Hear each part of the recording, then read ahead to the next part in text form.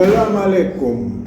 بنگال اب YouTube channel پر جاوید شاہ اظہار خیال کے لیے تلخ و شیریں کے ساتھ حاضر ہے. ناظرین، یہ مئی کا مہینہ ہے اور مئی کے مہینے میں پاکستان کے اندر ایٹمی دھماکہ بھی ہوا تھا. وہ مئی کے دنوں میں ہی بھارت نے بھی دھماکے کیے تھے، ایٹمی قوت بھارت بھی بن گیا تھا. تو ناظرین، اس پہ ہم کچھ اظہار خیال کریں گے. پاکستان کے اندر جب ایٹمی دھماکہ 28 مئی کو پاکستان نے دھماکے کیے، اور پھر اس سے پہلے پاکستان نے ہمیشہ یعنی کہ کوئی ایسا قدم جو بھی اٹھایا ہے وہ دشمن کی نے ہمیں مجبور کیا ہے. بہرحال پاکستان اپنی ایٹمی توانائی کے جو اس کو توانائی کے لیے استعمال کر رہا تھا، اور مثبت کاموں میں اس حوالے سے انڈیا نے 11 مئی کو دھماکہ کیا. اس وقت پاکستان کے اندر نواز شریف کی حکومت تھی. نواز شریف کی حکومت، اب اگر یہ کہا جائے پاکستان میں جتنے لوگوں کو میں سمجھتا ہوں، سب سے پہلے میں یہ وعدہ کرتا ہوں، پاکستان کے اندر کوئی لیڈر، سیاسی رہنما، کوئی پاکستان میں غدار نہیں ہے. کوئی پاکستان کے سب محب وطن ہیں. ان کی آپ سیاسی حکمت عملی سے پالیسی کے مخالف ہو سکتے ہیں، ان کی حکمت عملی کے آپ مخالف ہو سکتے ہیں، ان کے سیاسی یعنی کہ جو سرگرمیاں اس کے تو آپ اگینسٹ ہو سکتے ہیں، مگر پاکستان کا میں یہ سمجھتا ہوں کوئی مخالف نہیں. کوئی ان کا نادانستہ طور پر کوئی اقدام ایسا ہوتا ہے جو پاکستان کے اگینسٹ جاتا ہے تو بہرحال اس کو آپ یہ کہہ سکتے ہیں، مگر پاکستان کے اوورآل سب محب وطن رہنما ہیں.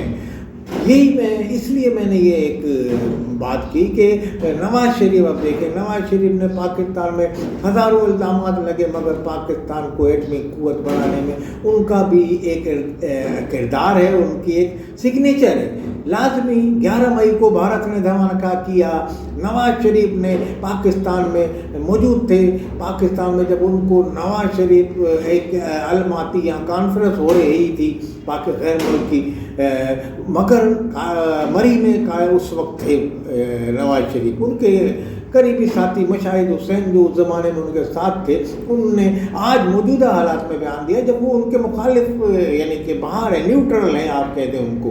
تو انہوں نے یہ کہا. تو نواز شریف جو تھے ان کو جب یہ کال ملی کہ انڈیا نے دھماکہ کیا ہے، تو انہوں نے یہ کہا، اپنے دستے راز جو مشاہد حسین صاحب تھے ان سے پوچھا مجھے کیا کرنا چاہیے. تو انہوں نے کہا جناب یہ بڑا اہم موقع آ گیا آپ کے ہاتھ، تو آپ بھی جواب میں کوئی ایسا ہی قدم اٹھائیں. انہوں نے اپنے قریبی ساتھیوں کو فوری طور پہ اجلاس طلب کیا، اور سب سے باہمی نیول چیف، آرمی چیف اور تمام جو چیف تھے ان سے مذاکرات کرنے کے بعد حتمی فیصلہ کے لیے کہا گیا کہ جناب جگہ کا تعین جہاں ہم یہ دھماکے کریں. کیونکہ پاکستان کا بھٹو صاحب نے جو بنیاد رکھ دی تھی وہ ایک پروسیس کا عمل جاری اور ساری تھا.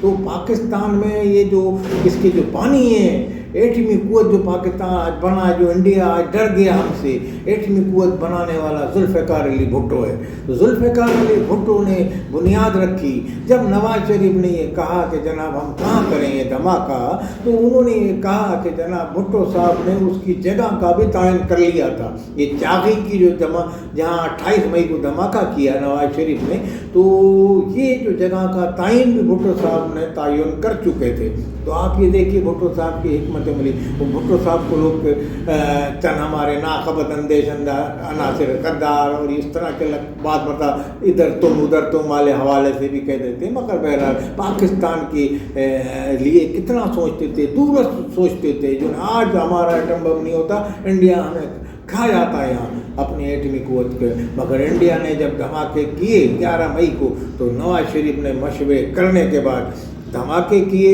اور اس کے زیادہ دھماکے اس نے اگر 5 کے نواز شریف نے 6 دھماکے کیے، اور پورا اچھے طریقے سے، یعنی کہ وہاں چاغی میں ایک جو جگہ کا تعین کر چکے تھے ذوالفقار علی بھٹو، اسی جگہ پہ دھماکے کیے اور ایٹمی قوت بنانے میں نواز شریف نے بڑا اپنا ایک رول ہے ان کا، اور ان کو یہ کہا جائے تو بھیجا، کسی نے ان کو نہیں روکا، نہ ایسی جو خبریں چلائی جاتی ہیں کہ جناب اس نے کہا، نہیں، تینوں آرمی چیف کو انہوں نے بٹھایا۔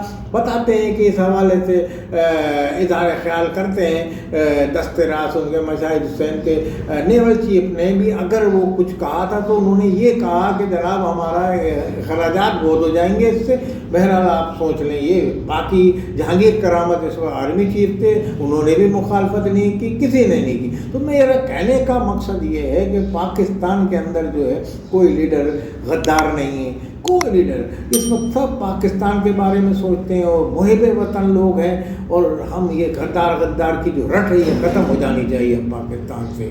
بہرحال چند ایسے عناصر ہوتے ہیں، ایسی چھوٹی چھوٹی جماعتیں ہوتی ہیں، ان کے کچھ کارندے بن جاتے ہیں، انڈیا کے ایجنٹ، عراق کے ایجنٹ، تو وہ آپ کے سامنے، وہ آپ کو مسلح جد ان کے لیے ہماری پاک فوج کافی ہے، نبرد آزما رہتی ہے ان کی۔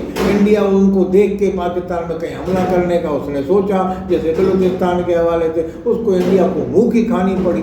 بھائی پاکستان کی جو ہمارے لیڈر ہیں، باقی اختلاف تمام تر ہوں، مگر جب ایسی بات ہوتی ہے تو بالا طاق رکھتے ہیں اختلافات۔ یاد رکھیں جو ایٹمی قوت ملک ہوتا ہے اس پہ کوئی بھی ہاتھ ڈالنے سے گریز کرتا ہے، کوئی بھی ملک اس کے خلاف جاریت کرنے سے گریز کرتا ہے۔ اگر لیبیا کے پاس بھی ایٹمی قوت دھماکہ کر چکا ہوتا لیبیا، تو آج قذافی کا یہ حال نہیں ہوتا کہ قذافی کو وہاں کے لوگ جو تھے وہ وہاں گولیاں مار رہے تھے اور جو عسکری گروپ وہاں پیدا ہو گئے تھے۔ وہ اس وقت لیبیا کے اندر وہ مستحکم حکومت تھی لیبیا کی جو تباہ برباد ہو گئی۔ تو بہرحال پاکستان کو جس نے بھی ایٹم بم میں حصہ لیا، میں یہ سمجھتا ہوں پاکستان کے محب وطن لیڈر تھے، اور لازمی آپ کو 28 مئی کو پاکستان یوم تقبیر مناتا ہے اس حوالے سے، اور نواز شریف کی ہی سمجھ لیں اب حکومت ہے، تو بہرحال یہ ان کے کریڈٹ جاتا ہے، مگر اس میں تمام آرمی چیف کا، آرمی کا بھی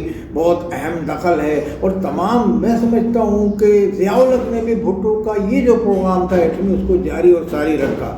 تو آپ یہ دیکھیے کہ تمام تر اختلافات کے باوجود بھی ایٹمی معاملے پہ ہم لوگ سب ایک جاں ایک قلب ہیں۔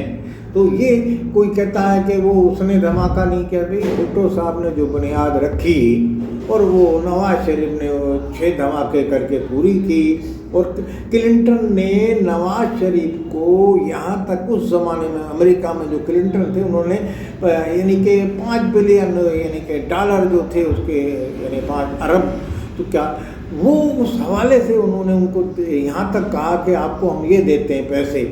تو لازمی ایک بزنس مین کے لیے پیسہ ملنا بہت بڑی بات تھی، مگر بہرحال انہوں نے اس پیسے کو پس پش ڈالا۔ یہ میں نہیں کہہ رہا ہوں، یہ ان کے دست راست مشاہد حسین پاکستان کے سینئر جرنلسٹ نے یہ اظہار خیال کیا۔ تو وہ اس زمانے کے انہوں نے یعنی کہ بات چیت بتائی، آج بتا رہے ہیں جب وہ نواز شریف سے آج کل قریب نہیں ہے۔ مگر کہنے کا مقصد یہ ہے کہ جو سچائی بیان کر رہا ہے تو وہ بھی ہمیں مد نظر رکھنی چاہیے۔ انہوں نے کہا، نواز شریف نے کہا کہ نہیں، یہ دھماکے کرنے کے بعد یہ ہمیں اس سے اچھا موقع نہیں ملے گا۔ تمام دنیا کے ممالک نے روک تھام کی، جاپان نے سب سے پہلے ان کو کہا آپ رک جائیں، امریکہ نے تو جیسا کہ میں نے بتایا، برطانیہ دوسرے، مگر ان کے پاس جواز نہیں تھا، کیونکہ انڈیا نے جواز فراہم کر دیا تھا پہلے دھماکہ کر کے۔ خلاف ورزی تو لازمی انڈیا کے دھماکے پہ ان ملکوں نے زیادہ سختی نہیں دکھائی، تو پاکستان کی حوصلہ افزائی ہوئی۔ جیسے اب یہ انڈیا نے آج جاریت کی پاکستان کے یعنی کہ پاکستان نے منہ توڑ جواب دیا، ایسا جواب دیا کہ آج وہ رو رہے ہیں انڈیا والے۔ تو لازمی انڈیا چھیڑتا ہے اور پاکستان اس میں پھر اپنا جوہر دکھاتا ہے، اور پاکستان میں اس وقت جشن منایا جا رہا ہے۔ لازمی اب جشن یہ ایٹمی صلاحیت جو حاصل کر لی تھی اس مہینے میں تو آپ کو بڑی خوشیاں ملی، ایک وہاں سے انڈیا کے ساتھ آپ کو فتح نصیب ہوئی، پاکستان کے آلات، عسکری جہازوں کی، میزائل پاکستان کی، ایٹمی کو یعنی کہ ہتھیار لے جانے والے، مطلب تمام وہ چیزیں ٹیسٹ بھی ہو گئیں اس محدود جنگ میں۔